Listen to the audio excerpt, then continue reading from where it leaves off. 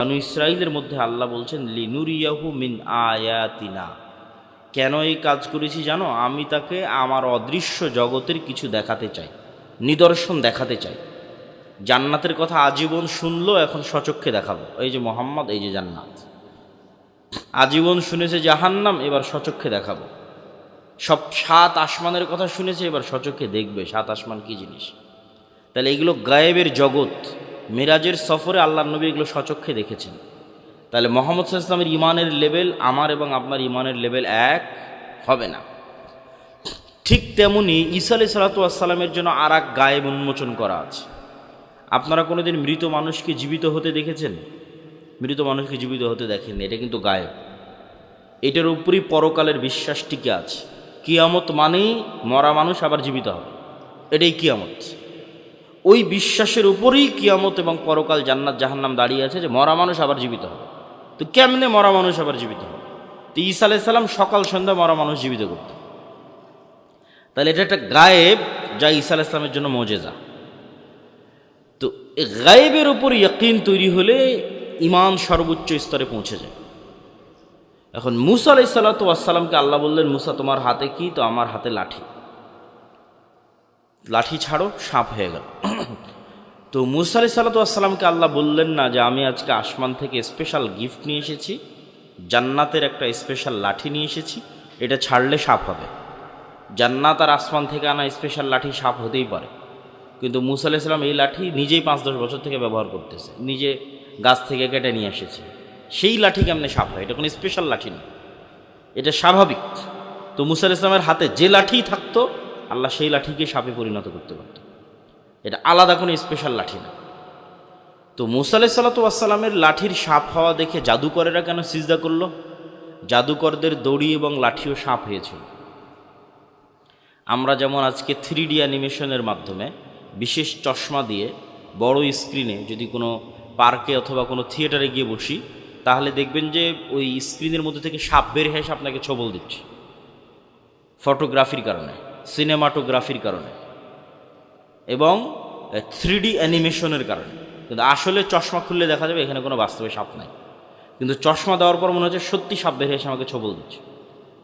তো যেই প্রযুক্তি দিয়ে আমরা এখন সাপের, মানুষকে আমাদের প্রযুক্তি দিয়ে সাপের একটা ধরন দিয়ে ভয় দেখাচ্ছি, সেম কোনো জাদুকরী প্রযুক্তি দিয়ে তাদের লাঠি, তাদের দড়িগুলো চোখের সামনে মনে হচ্ছিল সাপ, কিন্তু ইন রিয়ালিটি এগুলো সাপ নয়। এটা আজকেও সম্ভব না। কিন্তু মুসা আলাইহিস সালাতু ওয়াস সালামের লাঠি একদম আপনাদের বিলে, পুকুরে, নদীতে যে সাপ আছে ওই জ্যান্ত আস্ত সাপ হয়ে গেছে, যেটা আল্লাহর সৃষ্টি, বাস্তব সাপ। এটা আজকেও আধুনিক বিশ্বে সম্ভব নয় যে আমি এই গ্লাসকে বলে দিলাম যে এটা সাপ হয়ে গেল। এইটাকে আমি 3D অ্যানিমেশন করে, ডিজাইন করে আমি মোবাইলে, কম্পিউটারে দেখাইতে পারি যে এটা আমি গ্লাস থেকে সাপ বানাই দিলাম জাদুর মধ্যে। এমনভাবে সিস্টেম হয়ে গেল যে গ্লাস ভেঙে সাপ হয়ে গেল, কিন্তু ইন রিয়েল লাইফ এটা সাপ হবে না, বাস্তবে সম্ভব না। তো মুসা আলাইহিস সালাতু ওয়াস সালামের লাঠি বাস্তব সাপ হয়ে যাচ্ছে। এটাই মুসা আলাইহিস সালামের চিন্তা, চেতনা এবং গায়েবের উপর ইয়াকিন সব পরিবর্তন করে দিয়েছে। যে আমি যেই ফেরাউনের ভয়ে পালিয়ে এসেছি, যে ফেরাউন পৃথিবীর সবচেয়ে শক্তিশালী, তো ওই ফেরাউনের তুলনা আল্লাহ সুবহানাহু ওয়া তাআলার সাথে কেমন? উনি এই গায়েবের উপর ইয়াকিনের মাধ্যমে আল্লাহর শক্তি জানতেছে। আল্লাহর শক্তির সাথে ফেরাউনের শক্তির তুলনা, লা হাওলা ওয়ালা কুওয়াতা ইল্লা বিল্লাহ। আল্লাহর শক্তির সাথে ফেরাউনের শক্তির তুলনা হচ্ছে যে আল্লাহ বেশি শক্তিশালী, ফেরাউন কম শক্তিশালী না। আল্লাহ অনেক শক্তিশালী, ফেরাউন তার তুলনায় দুর্বল। জি না, আল্লাহ শক্তির সাথে ফেরাউনের শক্তির তুলনা হচ্ছে যে ফেরাউনের শক্তি আল্লাহর শক্তির সামনে জিরো। বলেন আল্লাহু আকবার। দুর্বল নাই, কম শক্তিশালী নাই। দুর্বল, কম শক্তিশালী বললে ইমানই থাকবে না। আল্লাহর শক্তির সামনে ফেরাউনের শক্তি জিরো। এটাই লা হাওলা ওয়ালা কুওয়াতা ইল্লা বিল্লাহর অর্থ। এইটাই মুসা আলাইহিস সালামের কালবের মধ্যে ঢুকে গেছে। এটাই ঈমান বিল গায়বি ইয়াকিন। এখন যেই মুসা ফেরাউনের ভয়ে পালিয়ে গেছে, 10 বছর থেকে মানুষের বাড়িতে কাজ করে খাচ্ছে, এই মুসা আলাইহিস সালাম শুধু ঘুরে দাঁড়াবে না, এই মুসা আলাইহিস সালাম এই এক ইয়াকিনের ওপর বিজয় পর্যন্ত নিয়ে চলে আসবে। বলেন আল্লাহু আকবার। এই ঈমান বিল গায়বি ইয়াকিন মুসলমানদের নাই। মুসলমানদের ইমান বিল গায়েবে ইয়াকিন নাই দেখে এরা মন্দির পাহারা দিয়ে ক্ষমতায় যেতে চায়। ইমান বিল গায়েবে ইয়াকিন নাই দেখেই তারা শুধু দুনিয়ার কলা কৌশল এবং রাস্তার উপর ভরসা করতে চায়। কিন্তু আমাদের পরের পয়েন্টে আমরা দেখব যে ইসলাম এবং মুসলমানদের বিজয় দুনিয়ার রাস্তায় হয় না। আল্লাহর সাহায্য ছাড়া ইসলাম এবং মুসলমানদের বিজয় অতীতে হয়নি, ভবিষ্যতে হবে না, এখনও হয় না। এটার উপর ফুল স্টপ। কেউ যদি চায় যে আমি ইসলাম এবং মুসলমানদের বিজয় আমার দরকার, গোলামি থেকে মুক্তি আমার দরকার, তাকে সবার আগে আল্লাহর সাহায্য নিশ্চিত করতে হবে।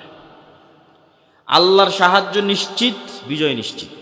আপনি পারমাণবিক বোমের মালিক হয়ে গেছেন, সাহায্য আল্লাহর নাই, জিততে পারবেন না, জয় হবে না। আপনি খুব দুর্বল অবস্থায় আছেন, কিন্তু আল্লাহর সাহায্য আছে, জিততে পারবেন। এই লজিকের পিছনে দলিল দেই, আমাদের নবী মুহাম্মদ সাল্লাল্লাহু আলাইহি ওয়াসাল্লাম দিয়ে শুরু করি। বদর, উহুদ, খন্দক, কোনো যুদ্ধে মুহাম্মদ সাল্লাল্লাহু আলাইহি ওয়াসাল্লামের পক্ষে সম্ভব নয় যে তিনি জিতবেন। বদরে মুহাম্মদ সাল্লাল্লাহু আলাইহি ওয়াসাল্লাম 300, আবু জেহেল 1000, উহুদে মুহাম্মদ সাল্লাল্লাহু আলাইহি ওয়াসাল্লাম 700, আবু জেহেল 2000, খন্দকে মুহাম্মদ সাল্লাল্লাহু আলাইহি ওয়াসাল্লাম 500-700, আবু সুফিয়ান 10,000। উহুদে আবু সুফিয়ান 2000, খন্দকে 10,000। বদরে আর উহুদে আবু জাহাল আর আবু সুফিয়ান নিয়ে এসেছে শুধু মক্কার মানুষকে, আর খন্দকে আবু সুফিয়ান নিয়ে এসেছে পুরো সৌদি আরবের সকল গোত্র, সকল উপগোত্র। তাহলে 500-700 মানুষ 10,000 মানুষের মোকাবেলা করতে পারে না। বদর এবং উহুদ এই দুটো যুদ্ধে কোনো মতে যদি জয়ের বা মোটামুটি লেভেলের যদি যুদ্ধের সম্ভাবনাও থাকে, খন্দকে এটা চুল পরিমাণও নাই, সরিষা সম পরিমাণও নাই। কেননা খন্দকে যেমন মোনাফেকেরা আছে, ঠিক তেমন 3টে ইহুদি গোত্র, বানু কোরাইজা, বানু কায়নুকা, বানু নাজির, এরাও ভিতর থেকে বাইরের মক্কার কোরাইশ আরবদের সাথে আতাত করেছে যে আজকে তো পুরো আরব একত্রিত হয়েছে মোহাম্মদের বিরুদ্ধে, আমরাও তোমাদের সাথে আছি, ভিতর থেকে আমরা মোহাম্মদ সাল্লাল্লাহু আলাইহি ওয়াসাল্লামকে সহযোগিতা করব না। তাহলে মোনাফেক বাদ, ইহুদি বাদ, শুধু মোহাম্মদ সাল্লাল্লাহু আলাইহি ওয়াসাল্লামের খাস নিজস্ব আপন 500-700 মানুষ ছাড়া নাই। আল্লাহর নবীর জীবনীর 23 বছরের সবচেয়ে করুণ সময়ের একটা খন্দকের 1 মাস। মুহাম্মদ সাল্লাল্লাহু আলাইহি ওয়াসাল্লামের লাইফের সবচেয়ে অসহায় নিরীহ সময়ের একটা খন্দকের 1 মাস। তো খন্দকের যুদ্ধে বিজয় কেন সম্ভব হলো? একমাত্র আল্লাহর সাহায্য। আল্লাহ সুবহানাহু ওয়া তাআলা যদি সহযোগিতা না করতো, খন্দকে বিজয় হতো না। বদরেও আল্লাহর সাহায্য, উহুদেও আল্লাহর সাহায্য, কিন্তু খন্দকে আরও বেশি। আল্লাহর সাহায্য ছাড়া দুনিয়ার শক্তিতে বিজয় হয় না। তার আর একটা প্রমাণ হচ্ছে হুনাইনের যুদ্ধ। হুনাইনের যুদ্ধটা হয়েছে মক্কা বিজয়ের পর। তো মক্কা বিজয় করে মুসলমানেরা এমনি কনফিডেন্স লেভেল হাই যে আমরা মক্কা বিজয় করে ফেলেছি। কত দুর্বল ছিলাম সেই বদর, উহুদ, খন্দকে, আর আজকে মক্কা আমাদের বিজয় হয়ে গেছে, মক্কার কাফের মুশরিক সব মুসলমান হয়ে গেছে। তো এমনিতেই মক্কা বিজয় করে কনফিডেন্স হাই আছে। তার উপর আবার মক্কা বিজয় করার কারণে আশেপাশের বিভিন্ন গোত্র উপগোত্র মুসলমান হওয়ার কারণে 12,000 মুজাহিদ একত্রিত হয়েছে হুনাইনের যুদ্ধে আল্লাহর নবীর পিছনে, 12,000 সাহাবী। তাহলে কোথায় উনি 300-700 নিয়ে যুদ্ধ করতো আর কোথায় আজকে 12,000? তো 12,000 সাহাবী দেখে সাহাবীরাই মনে করে নিয়েছে যে আজকে আমরা এমনি জিতে গেছি। মক্কা তো বিজয় করেছি, আজ হুনাইনও বিজয়। যুদ্ধের আধা ঘন্টার মধ্যে সব সাহাবী পালিয়ে যাচ্ছে। হুনাইনের যুদ্ধ একমাত্র যুদ্ধ আল্লাহর নবীর জীবদ্দশায়, যেটাতে আল্লাহর নবী দুনিয়ার দিক থেকে পাওয়ারফুল ছিলেন। তাহলে নবীর জীবদ্দশায় দুনিয়ার দিক থেকে পাওয়ারফুল থাকার পরেও যুদ্ধে পরাজয় হচ্ছে, আল্লাহর নবীর সামনে দিয়ে তার সাহাবীরা পালিয়ে যাচ্ছে। তাহলে সামারি কি? সামারি হচ্ছে নবী মুহাম্মদ সাল্লাল্লাহু আলাইহি ওয়াসাল্লামও বিজয়ের জন্য কার সাহায্যের মুখাপেক্ষী? জোরে বলেন, কার সাহায্যের মুখাপেক্ষী? আল্লাহর সাহায্যের মুখাপেক্ষী। আল্লাহর সাহায্য যতক্ষণ নিশ্চিত না হয়েছে বিজয় সম্ভব নয়। অতীতেও কোনোদিন হয়নি, ভবিষ্যতেও কোনোদিন হবে না। আর এরকম ঘটনা আপনি পৃথিবীর ইতিহাসে খুব কম দেখাতে পারবেন যেখানে মুসলমানেরা শক্তিশালী অবস্থায় বিজয়ী হয়েছে। প্রত্যেকটা বিজয়ের ক্ষেত্রে দেখবেন মুসলমান এবং ইসলাম দুর্বল, বিপরীত পার্টি শক্তিশালী। যেমন ইউশা বিন নুন যখন আমালেকা গোত্রকে পরাজিত করে জেরুজালেমে, তখন আমালেকা গোত্রের কথা কোরআনে বলা আছে, ইন্না ফিহা কওমান জাব্বারিন লান নাদখুলা ফিহা হাত্তা ইয়াখরুজু মিনহা। জেরুজালেমে 30 তলা 40 তলা দেহের সমান অধিকারী, বিশাল দেহের অধিকারী জাব্বারিন কওম, আমালেকা গোত্র বসবাস করে, আমরা এদের সাথে যুদ্ধ করে টিকতে পারবো না। তো সেই যুদ্ধেও ইউশা বিন নুন বিজয়ী হয়েছে আল্লাহর সাহায্যে। দাউদ আলাইহিস সালাতু ওয়াস সালাম যখন তালুতের সাথে জালুতের বিরুদ্ধে যুদ্ধ করতে গেলেন, তখন পরীক্ষা ছিল, নদীর পানি কেউ পান করতে পারবে না। মাত্র 300 মানুষ নদীর পানি পান না করে পার হলো। তো এই 300 মানুষ লক্ষ মানুষের সামনে দাঁড়িয়ে আছে। কোরআনের আয়াতে আল্লাহ বলছেন, লা তাকাতা লানা আল-ইয়াউমা বিজালুতা ওয়া জুনুদি। আরে আজকে এই 300 মানুষ লক্ষ মানুষের সামনে কি করবে? আমাদের তো কোনো শক্তিই নাই, কোনো ক্ষমতাই নাই, যুদ্ধ কেমনে হবে? আর এক দল বলল, কাম্মিং ফিআতিন কালিলাতিন গালাবাত ফিআতান কাসীরাতান বিইজনিল্লাহ। কোরআনের আয়াত যে আরে কত দুর্বল জাতিকে কত শক্তিশালী জাতির উপর বিজয় দিয়েছে আল্লাহ তার সাহায্যে। বলেন আল্লাহু আকবার। তাহলে মুসলমান এবং ইসলাম দুর্বল অবস্থায় বিজয়ী হতে পারে আল্লাহর সাহায্যে, শক্তিশালী অবস্থায় বিজয় হবে না যদি কার সাহায্য না থাকে? আল্লাহর সাহায্য না থাকে। এখন আল্লাহর সাহায্য কিভাবে আসবে? পয়েন্ট নাম্বার 3, আল্লাহর সাহায্য পৃথিবীতে আসে সৎ আমলের মাধ্যমে। সৎ আমলগুলোর মধ্যে মোস্ট পাওয়ারফুল 2টা আমল যা পৃথিবীতে আল্লাহর সাহায্য নিয়ে আসতে পারে আসমান থেকে, একটা রাতের সালাত, একটা সকাল সন্ধ্যার জিকির। যেগুলো ফরজ আমল এগুলো তো বাধ্যতামূলক, করতেই হবে। এগুলো না হলে আপনার সুইচই অন হবে না, অ্যাকসেপ্টই হবে না, ফোন ওপেনই হবে না, পাসওয়ার্ড মিলবে না, ফেস ভেরিফিকেশন নাই, ফিঙ্গারপ্রিন্ট নাই, মোবাইল কিভাবে খুলে? তো ফরজ তো লাগবেই। ফরজের উপরেও 2টা স্পেশাল ইবাদত, একটা রাতের সালাত, একটা সকাল সন্ধ্যার জিকির।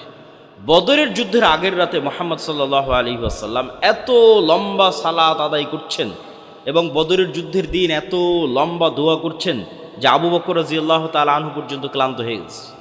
যে আপনি একজন নবী হয়ে এত আল্লাহ সুবহানাহু ওয়া তাআলার কাছে দোয়া করা লাগে, এত কান্নাকাটি করা লাগে? একবার বললেই তো হয়, আল্লাহ সুবহানাহু ওয়া তাআলা আপনার কথা শুনবে তো। কিন্তু ঘটনা হচ্ছে যে মুহাম্মদ সাল্লাল্লাহু আলাইহি ওয়াসাল্লাম আমার এবং আপনার চেয়ে ভালো জানতেন যে বদরে আমার বিজয় সম্ভব নয় কার সাহায্য ছাড়া? আল্লাহর সাহায্য ছাড়া। 1 নাম্বার, এটা আমার এবং আপনার চেয়ে ভালো জানতেন। 2, মুহাম্মদ সাল্লাল্লাহু আলাইহি ওয়াসাল্লাম আমার এবং আপনার চেয়ে ভালো জানতেন যে আল্লাহর সাহায্য পৃথিবীতে আমি মুহাম্মদ যদি নিয়ে আসতে চাই তাহলে আমাকে রাতের সালাত আদায় করতে হবে, আল্লাহর কাছে কান্নাকাটি করে দোয়া করতে হবে। তাহলে সামারি কি, রেজাল্ট কি, যেটা আপনি আজকে শিক্ষা নিয়ে যাবেন? যে পৃথিবীর সর্বশ্রেষ্ঠ নবী মুহাম্মদ সাল্লাল্লাহু আলাইহি ওয়াসাল্লাম আল্লাহর সাহায্য ছাড়া জিততে পারে না। 1 নাম্বার, পৃথিবীর সর্বশ্রেষ্ঠ নবী মুহাম্মদ সাল্লাল্লাহু আলাইহি ওয়াসাল্লাম আল্লাহর সাহায্যের জন্য রাতের সালাতের মুখাপেক্ষী। আর আমার আপনার মতো গুনাহগার মানুষ 5 ওয়াক্ত সালাত আদায় না করেই খালি তাকবীর দিয়ে, মিছিল করে আর ভোট দিয়ে ইসলামকে বিজয় করে ফেলবে। তাহলে হয় আমরা ভুল বুঝেছি, আর নাহলে কোরআন এবং হাদিস ভুল, মুহাম্মদ সাল্লাল্লাহু আলাইহি ওয়াসাল্লাম ভুল বুঝেছে। তাহলে আপনাকে এবার এটার সাথে মিলাতে হবে। বিজয় সম্ভব নয় কার সাহায্য ছাড়া? আল্লাহর সাহায্য ছাড়া। আল্লাহর সাহায্য ফরজ ইবাদত না করে, 5 ওয়াক্ত সালাত আদায় না করে, সুদ ঘুষ হারাম ইত্যাদি গুনাহ থেকে বিরত না থেকে, রাতের সালাত আদায় না করে আল্লাহর সাহায্য আসবে? আসবে না। এটা ফাংশন। ঠিক যেভাবে আপনি এই যে মোবাইল দিচ্ছেন, এই যে ফিঙ্গারপ্রিন্ট মিলে যাচ্ছে, ফেস ভেরিফিকেশন হচ্ছে, প্রত্যেকটা আমলের একটা পিকচার, একটা চিত্র, একটা ফরম্যাট লাউহে মাহফুজে মাহফুজ আছে। লাউহে মাহফুজে প্রত্যেকটা আমলে, এই আমলগুলো যখন নূর তৈরি করে উপরের দিকে উঠে যেতে থাকে, লাউহে মাহফুজের যে চিত্র সেই চিত্রের সাথে মিলে যেতে থাকে, ওই টাইমিংয়ের সাথে মিলে যেতে থাকে। এই জন্য প্রতিটা আমল টাইমিংয়ের সাথে কানেক্টেড। প্রত্যেকটা আমল ওই নির্ধারিত টাইমে, ওই নির্ধারিত চিত্র যখন রিপোর্ট হবে তখন অটোমেটিক সাহায্যের দরজা খুলে যাবে। এটা পাসওয়ার্ড। ওই সিস্টেমে যেভাবে মুহাম্মদ সাল্লাল্লাহু আলাইহি ওয়াসাল্লাম দাঁড়িয়েছে, ওই চিত্র, ওই মুখ দিয়ে আওয়াজ, ঠিক যেন একটা জাদুকরি দরজার সামনে আপনি দাঁড়িয়ে আছেন। এই জাদুকরি দরজা এখন এইভাবে খুলবে, এইভাবে পাসওয়ার্ড লোকেট করা আছে। আপনি এইভাবে দাঁড়িয়ে, এইভাবে রুকুতে গেলেন, মুখে আওয়াজ উচ্চারণ হচ্ছে, টাইমের সাথে মিলতেছে, কাজের সাথে মিলতেছে, এখন দরজা ওপেন হয়ে যাবে। ওর যে সালাতের সাথে নাই, ওর কোনো খাওয়া দাওয়া, নাম গন্ধ কিছুই আল্লাহর কাছে নাই, শেষ। ও এখন জান্নাতে গেল কি জাহান্নামে গেল নিচ্ছে, ও জান্নাতে গেল কি জাহান্নামে গেল সেটা দেখে আল্লাহ সুবহানাহু ওয়া তাআলার কোনো কাজ নাই। আল্লাহ সুবহানাহু ওয়া তাআলা এটা পরোয়া করে না। তাহলে যে এই রিলেটেডের মধ্যে নাই, ওর সাথে আল্লাহ সুবহানাহু ওয়া তাআলা নাই। সম্মানিত উপস্থিতি, পয়েন্ট নাম্বার 4, আমরা কিন্তু 3টা পয়েন্ট অলরেডি শেষ করে ফেলেছি। ইমান বিল গায়বে ইয়াকিন, আল্লাহর সাহায্য ছাড়া ইসলামের বিজয় হয় না। আল্লাহর সাহায্য পৃথিবীতে আনতে পারে সৎ আমল। তার মধ্যে সবচেয়ে পাওয়ারফুল 2টা আমল কি কি? রাতের সালাত এবং আরেকটা কি? সকাল সন্ধ্যার জিকির, সকাল সন্ধ্যার জিকির কেন পাওয়ারফুল? সকাল সন্ধ্যার জিকির এই জন্য পাওয়ারফুল, পৃথিবীর এমন কোনো অসম্ভব কাজ নাই যা জিকির দিয়ে সম্ভব নয়। পৃথিবীর এমন কোনো অসম্ভব নয় যা জিকির দিয়ে সম্ভব নয়। মুসা আলাইহিস সালাতু ওয়াস সালামকে আল্লাহ যখন ফেরাউনের কাছে পাঠালেন, এটাই পৃথিবীর ইতিহাসের সবচেয়ে বড় আশ্চর্য যে মুসা আলাইহিস সালাম ফেরাউনের কাছে যাবে আবার জিতবে। তো আল্লাহ সুবহানাহু ওয়া তাআলা মুসা আলাইহিস সালামকে বলছে, ওয়ালা তানিয়া ফি যিকরি, মুসা তোমাকে তো অনেক কিছু দিলাম, লাঠি দিলাম, মুখের কথা ঠিক করে দিলাম, তোমার সাথে তোমার ভাইকে দিলাম, ঠিক আছে, হাতের মজেজা দিলাম, তবে একটা কথা মনে রাখিও, সব সময় আমার জিকির করতে হবে। যদি আমার জিকির না করো, মোবাইলে চার্জ না থাকলে মোবাইল অন হবে? আমার জিকির ভুলে গেছো, লাঠি ছেড়ে দিয়েছো, কাজ হয়নি। কথা মনে বুঝতে পারেননি আমার, যে আমার কথা ভুলে গেছো দিয়ে লাঠি ছেড়ে দিয়েছো, যে লাঠি আর সাপ হয় না, লাঠি সমুদ্রে মারতেছো আর রাস্তা তৈরি হয় না। ওয়ালা তানিয়া ফি যিকরি, কাজ করবে সব কিছু, সব টেকনোলজি কাজ করবে, শর্ত হচ্ছে আমাকে সবসময় স্মরণে রাখতে হবে। তাহলে মুসা আলাইহিস সালাতু ওয়াস সালাম সব অসম্ভবকে সম্ভব করে ফেলেছে কার জিকিরের মাধ্যমে? আল্লাহ সুবহানাহু ওয়া তাআলার জিকিরের মাধ্যমে। জাকারিয়া আলাইহিস সালাতু ওয়াস সালাম আল্লাহ সুবহানাহু ওয়া তাআলাকে বললেন, মারিয়ামকে দেখে আল্লাহ, হুনালিকা দাআ জাকারিয়া রাব্বাহ, যে আল্লাহ আমার সন্তান দরকার, ছেলে সন্তান। আল্লাহ সুবহানাহু ওয়া তাআলা সাথে সাথেই ফেরেশতাদের মাধ্যমে তাকে জানিয়ে দিলেন যে সন্তান হবে। সাথে সাথে জানিয়ে দেওয়ার পরেও জাকারিয়া আলাইহিস সালাতু ওয়াস সালাম নিজেরই বিশ্বাস হচ্ছে না যে আমার সন্তান, কেন ওনার চুল পেকে গেছে, দাড়ি পেকে গেছে, স্ত্রী বন্ধায়, তো কেমনে ওনার সন্তান হবে? উনি আল্লাহকে জিজ্ঞেস করছে, আল্লাহ আমার সন্তান হবে এই কথা তো আপনি বললেন, আমার অন্তরের প্রশান্তির জন্য একটু আলামত বলেন, কি আলামতে আমি বুঝবো যে আমার সন্তান হবে? আল্লাহ বললেন, তোমার আলামতই হচ্ছে তুমি সকাল সন্ধ্যার জিকির করবা। বলেন আল্লাহু আকবার। কোরআন পরিপূর্ণ হয়ে আছে সকাল সন্ধ্যার জিকিরের কথা দিয়ে, বিল গুদুওয়ি ওয়াল আসাল, বিল আশিয়্যি ওয়াল ইবকার, বুকরাতাও ওয়া আসীলা, ক্বাবলা তুলুইশ শামসি ক্বাবলাল গুরুব, এগুলো কোরআনের আয়াত। বিভিন্ন জায়গায় আল্লাহ বলতে থেকেছে, মানুষ তোমরা সকালে এবং সন্ধ্যায় আল্লাহর জিকির করো। টাইমের খুব গুরুত্ব আছে ইসলামে। ওই নির্ধারিত টাইমের মধ্যেই ওই কাজটা যেতে হবে। ওই নির্ধারিত টাইম পার হয়ে গেলে ওই কাজ আর ওই রকম ইফেক্টিভ হবে না। যেমন রাতের শেষ অংশের সালাত, ওটা ওই টাইমের সাথে রিলেটেড। সকাল সন্ধ্যের জিকির, ওটা ওই টাইমের সাথে রিলেটেড। যেই টাইমে যে সালাদ দেওয়া আছে, যে ওয়াক্তের সালাদ দেওয়া আছে, যখন সাহরি করতে বলা হয়েছে, যখন ইফতারি করতে বলা হয়েছে, এগুলোর জন্য সব সময় নির্ধারিত, সময় কানেক্টেড। তো সকাল সন্ধ্যার জিকির, সন্ধ্যা মানে মাগরিবের আগে, আসরের পর থেকে না সূর্য ডুবার পূর্ব পর্যন্ত, মাগরিবের পরে নয়, আসরের পর থেকে সূর্য ডুবার পূর্ব পর্যন্ত। আর সকাল মানে ফজরের পর থেকে সূর্য ওঠার পূর্ব পর্যন্ত, এই সময়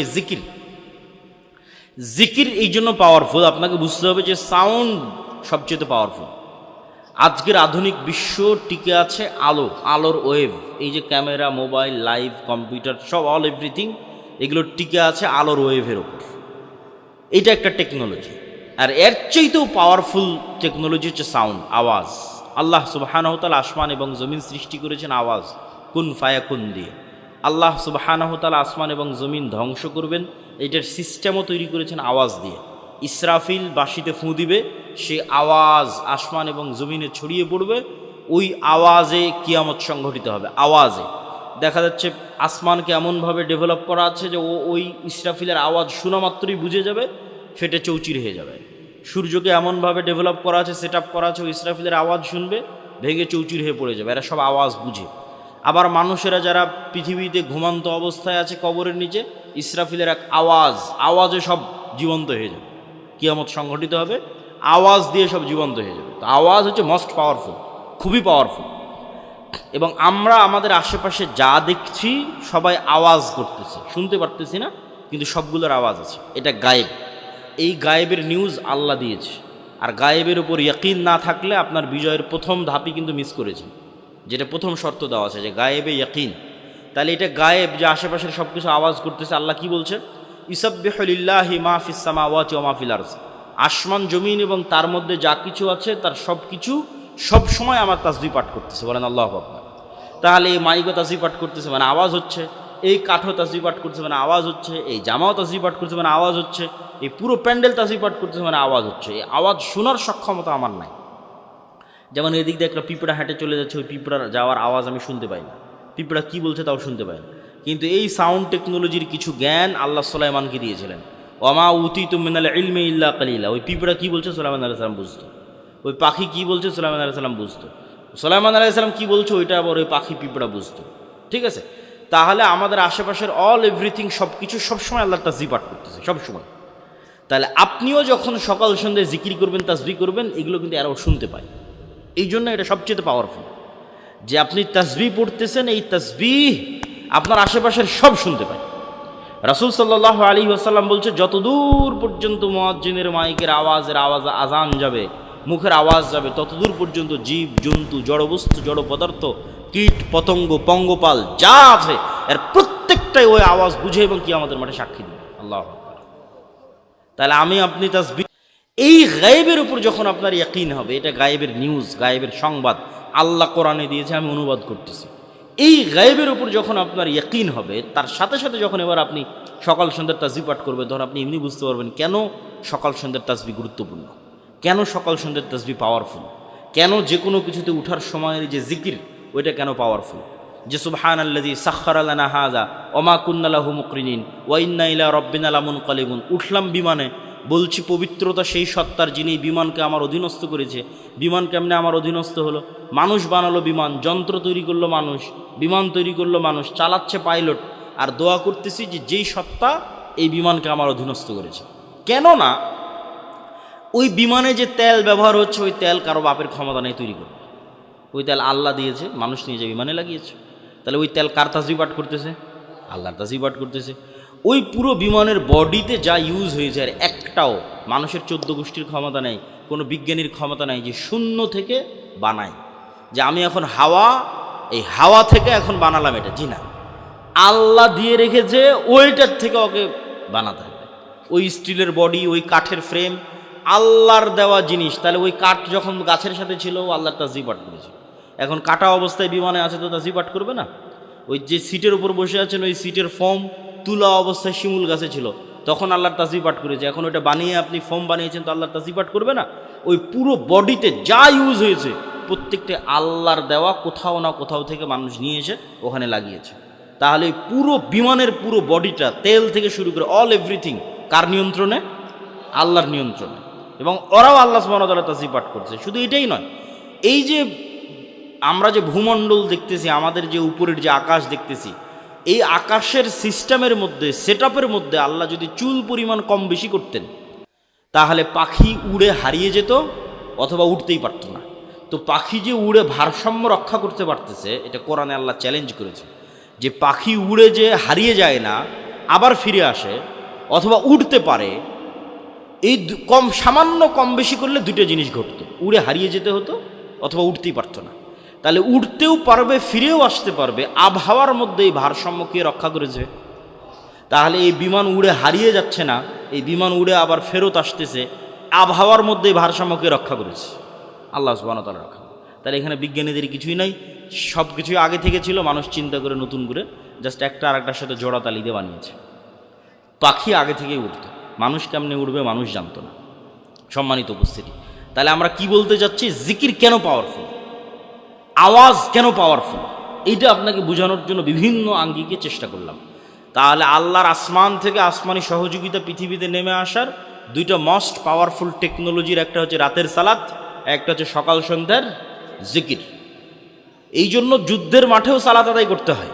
যুদ্ধের মাঠে সালাতুল খৌফ, যুদ্ধের মাঠের সময় অনেক সংক্ষিপ্ত, চোখের পলকে সময় পার হয়ে যাচ্ছে। আমি মনে করছি 40 মিনিট কথা বলতে 40 মিনিট হয়েই গেছে, কথাই শুরু করিনি 40 মিনিট হয়ে গেছে।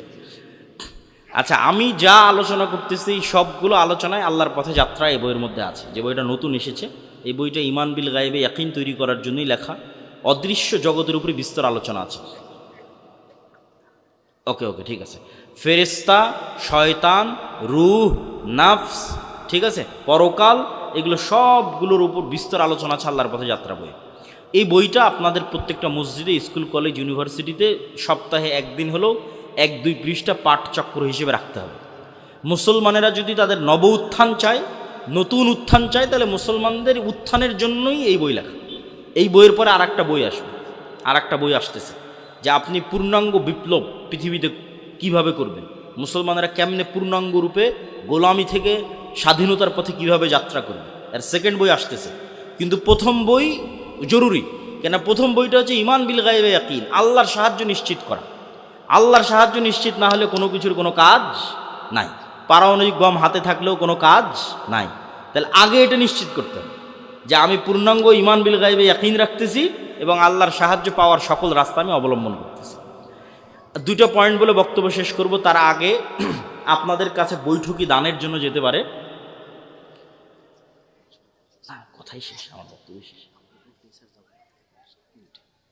আচ্ছা আচ্ছা, সমস্যা নেই। আমি আপনাদের কাছে বৈঠকি দানের জন্য 2 মিনিট কথা বলবো, এর মধ্যে আপনাদের প্রধান অতিথি 2 মিনিট কথা বলবে, তারপরে আমি উপসংহার টানবো। বৈঠকি দানের ক্ষেত্রে দুটো কথা।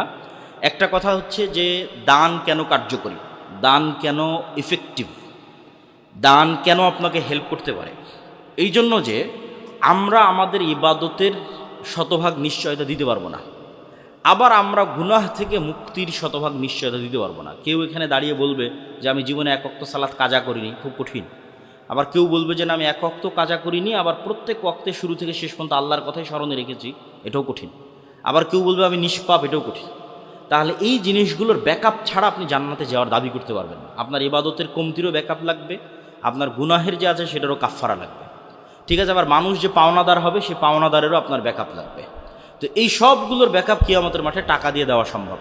দুনিয়াতে যেমন বিপদে পড়লে ক্লিনিকে উকিল, আদালত, মামলা মোকদ্দমা টাকা দিয়ে অ্যারেঞ্জ করেন, যেমন এই যে ওসমান হাদি ছেলেটা 50 লক্ষ টাকা দিয়ে সিঙ্গাপুর নিয়ে গেল, তাহলে দুনিয়াতে টাকার দরকার হচ্ছে বিপদে পড়লে। কিয়ামতের মাত্র টাকার দরকার হবে, কিন্তু ইনস্ট্যান্ট অ্যারেঞ্জ করা যাবে না, এখন দিয়ে রাখতে হবে। এখন দিয়ে রাখলে ওই টাকা কিয়ামতের মাঠে কাজে দেবে, এটাই রুলস। কিন্তু টাকা কিয়ামতের মাঠে কাজে দেবে। আর এখন টাকা দিয়ে রাখলে আল্লাহ সুবহানাহু ওয়া তাআলা সেই টাকাকে বাড়াতে থাকবে। এই জন্য কিয়ামতের মাঠে আপনাকে ধনী অবস্থায় উঠতে হবে, হয় জীবন দিয়ে শহীদ হয়ে জান্নাত কিনতে হবে, নয় টাকা দিয়ে জান্নাত কিনতে হবে। ইবাদত দিয়ে জান্নাতের নিশ্চয়তা খুব কঠিন, কেন আপনি নিজে ঠিকমতো ইবাদত করতে পারেন না, কম বেশি হয়ে যায়। গুনাহ মুক্ত থাকা দিয়ে জান্নাতের নিশ্চয়তা খুব কঠিন, কেন গুনাহ হয়ে যায়। তাহলে একটাই রাস্তা যেটাতে জান্নাত নিশ্চিতভাবে কিনা যাবে, হয় জীবন দিয়ে শহীদ হও, নাহলে টাকা দিয়ে জান্নাত কিনো। তা আপনাদের মধ্যে যারা যাবে তাদের আপনার সহযোগিতা করার জন্য তত আহ্বান। তার মধ্যেও যদি আমল করেন কাজে দিবে। দুটো পয়েন্ট থেকে গেছে, একটা হচ্ছে প্রকৃত নেতৃত্ব, সত্যবাদিতা, ন্যায়পরায়ণতা, একটা হচ্ছে শিক্ষা এবং জ্ঞান। সহজে বুঝাই, আপনার জন্য বুঝতে কাজে দিবে। আল্লাহ সুবহানাহু ওয়া তাআলা পৃথিবী কিছু ফাংশনের উপর সেট করেছে, যেমন মোবাইলের কিছু ফাংশন, ফ্ল্যাশ লাইট, ওই যেমন ক্যামেরা দিয়ে ছবি তুলতেছে, ফাংশনে চাপ দিচ্ছে, ঠিক আছে। তো পৃথিবীতে কিছু ফাংশন আল্লাহ সেট করেছে, এটা যেই ইউজ করুক না কেন কাজে দিবে। এখন মোবাইলের ওই ক্যামেরার বাটনে যদি মুসলমান চাপ দেয় তাও কাজ দিবে, ইহুদি চাপ দিলেও কাজ দিবে, খ্রিস্টান চাপ দিলেও কাজ দিবে। তো আল্লাহর পৃথিবীর ফাংশন হচ্ছে যে জ্ঞান অর্জন করবে সে নেতা হবে, যে সত্যবাদী ন্যায়পরায়ণ হবে সে নেতা হবে। তো জ্ঞান অর্জন যদি ইহুদি খ্রিস্টান করে, আর দেলদুয়ারের যুবকেরা যদি বিড়ি, সিগারেট, মদ, জুয়া, গাঁজা, নেশা, ফ্রি ফায়ার, পাবজি, খেল তামাশা, আলহামদুলিল্লাহ, বিভিন্ন নেশা এবং মাদকতার মধ্যে ব্যস্ত থাকে, আর ইহুদি খ্রিস্টানের সন্তানেরা যদি জ্ঞান অর্জন করে, তো কে নেতা হবে? আর একটু জোরে বলেন, কে নেতা হবে? ইহুদি খ্রিস্টান হবে। আল্লাহ বলবে না যে ইহুদি খ্রিস্টান তোরা জ্ঞান অর্জন করছিস, তোদের নেতা বানাবো না, আমার দিল দুয়ারের কিছু বান্দা আছে, এরা মদ খায়, জুয়া খায়, এরা মুসলমান, এদের নেতা বানাবো। এই কাজ আল্লাহ করে না। আল্লাহ সুবহানাহু ওয়া তাআলা রুল ব্রেক করে না। তাহলে যে ফাংশনের উপর সেট করা আছে ওই ফাংশনকে ইউজ করতে হবে। এই ফাংশন যে ইউজ করবে তার জন্য কাজ দেবে। তাহলে আপনি জ্ঞান অর্জন না করলে নেতা হতে পারবেন না, কথা শেষ। আল্লাহ নিজে জ্ঞানী, আদম আলাইহিস সালাতু ওয়াস সালাম জ্ঞানী, তলুতকে নেতা বানানো হয়েছে জ্ঞানের কারণে, এবং পুরো কোরআন জ্ঞান দিয়ে পরিপূর্ণ, মুহাম্মদ সাল্লাল্লাহু আলাইহি ওয়াসাল্লাম জ্ঞানী। আমরা যদি জ্ঞান অর্জন করে নেতা হতে পারবো, নাহলে গোলামি থাকবে। পয়েন্ট নাম্বার 2, সত্যবাদিতা, ন্যায়পরায়ণতা, এটাতে নেতা হয়। গণতন্ত্রের কালচার এমন, এখানে 2 নম্বরই লিয়াজু, লবিং, ধোকাবাজি, এই রাস্তাগুলো দিয়ে মানুষ নেতা হয়। তো এই 2 নম্বরই লিয়াজু, লবিং, এগুলোর মাধ্যমে যে নেতা হয় এরা মূলত গোলাম। আল্লাহর ক্রাইটেরিয়া এরা কি? গোলাম। আর ওই যে ওসমান হাদির মতো ছেলে যারা কোনো দলের লিয়াজু, কোনো টাকা পয়সার লেনদেন, কোনো কিছুর সাথে না থেকে একদম স্ট্রেট ফরওয়ার্ড, যেটা সত্য, যেটা ন্যায় সেটাই বলবে, এইগুলো হচ্ছে আসল নেতা। কিন্তু এই নেতাগুলোকে গণতন্ত্রের সিস্টেমে উঠে আসতে দিবে না। এভাবে গণতন্ত্রকে সেট আপ করা আছে, উঠে আসলে গুলি করে উড়িয়ে দিবে। তাহলে গণতন্ত্র হচ্ছে গোলাম তৈরির কারখানা। মানে এখানে যদি এমপিও হয়, প্রাইম মিনিস্টারও হয়, তাহলে সে গোলাম। কেন? 2 নম্বর রাস্তা অবলম্বন করেছে। 2 নম্বর রাস্তা অবলম্বন করলে নেতা হওয়া সম্ভব নয়। ওকে ভারত কিনে নেবে টাকা দিয়ে, আমেরিকা কিনে নেবে টাকা দিয়ে। তাহলে সত্যবাদী ন্যায়পরায়ণ সবাইকে নিজ নিজ জায়গায় হতে হবে। আপনি কেমনে মাপবেন আপনি ন্যায়পরায়ণ কিনা, সত্যবাদী কিনা? নিজের পিতার জমিতে নিজের বোনকে ন্যায়ের সাথে সম্পত্তি বন্টন করেছেন কিনা, একটা ছোট্ট পরীক্ষা। যদি দিয়ে থাকেন তাহলে নেতৃত্বের গুণ আছে, যদি না দিয়ে থাকেন তাহলে গোলামির গুণ আছে। তাহলে নেতা হতে হলে নিজ নিজ জায়গায়। মসজিদ মাদ্রাসাতে সালাত সিয়াম আছে, নাই কি? সত্যবাদিতা নাই, পরায়ণতা নাই। আলেম ওলামাদের মধ্যেও সালাত সিয়াম হজ জাকাত আছে, নাই কি? সত্যবাদিতা নাই, পরায়ণতা নাই। এই বেসিক ক্রাইটেরিয়া লিডারশিপের, এটা আমাদের কোথাও মুসলমানদের মধ্যে নাই। কেননা ব্রিটিশ উপনিবেশের দীর্ঘ গোলামির কারণে আমরা এটা হারিয়ে ফেলেছি। গোলামি মে বাদাল জাতি হে কওম কা জমির, আল্লামা ইকবাল বলেছেন, গোলামির মাধ্যমে স্বভাব চরিত্র পরিবর্তন হয়ে যায়। তাহলে লম্বা গোলামিতে আমাদের স্বভাব চরিত্র পরিবর্তন হয়ে গেছে। তো সম্মানিত উপস্থিতি, পুরো বক্তব্যের সামারি করে দিই। আজকেই মুসলমানেরা গোলাম থেকে স্বাধীন হয়ে যাবে 500 যদি যুবক এরকম তৈরি হয় যারা আমার এই বক্তব্যকে পূর্ণ করে দিতে পারবে। 500। আমি যে থিওরি দিয়ে গেলাম, সিক্রেট রেসিপি দিয়ে গেলাম, এটা বাংলাদেশের ক্ষমতা দখলের নয়, পৃথিবীর ক্ষমতা দখলের। সারা পৃথিবী, শুধু বাংলাদেশ নয়, সারা পৃথিবী। ইমান বিল গায়বে ইয়াকিন থাকতে হবে, আল্লাহর সাহায্য নিশ্চিত করতে হবে। আল্লাহর সাহায্য নিশ্চিত হওয়ার জন্য সৎ আমল লাগবে। ফরজ ইবাদতের পাশাপাশি রাতের সালাত এবং সকাল সন্ধ্যার জিকির। সত্যবাদিতা, ন্যায়পরায়ণতার জ্ঞান এবং শিক্ষায় সর্বোচ্চ স্তরে যাওয়া, এই দুইটা দুনিয়ার কাজ। আগের যেগুলো বললাম এগুলো আল্লাহর সাথে রিলেটেড, আর বাকি দুটো দুনিয়ার সাথে রিলেটেড। তাহলে আপনি হবেন এরকম 500 মানুষ যদি তৈরি হয়ে যায় যারা এরকম ক্রাইটেরিয়া পূর্ণ করবে, এরা শুধু বাংলাদেশ বিজয় করবে না, এরা পৃথিবী বিজয় করবে। তো আল্লাহ সুবহানাহু ওয়া তাআলা আমাদের উম্মতকে, আমাদের নতুন প্রজন্মকে এটা করার তৌফিক দান করুক, আল্লাহুম্মা আমিন। এই বলে আমার সংক্ষিপ্ত বক্তব্য এখানেই শেষ করছি। মাসিক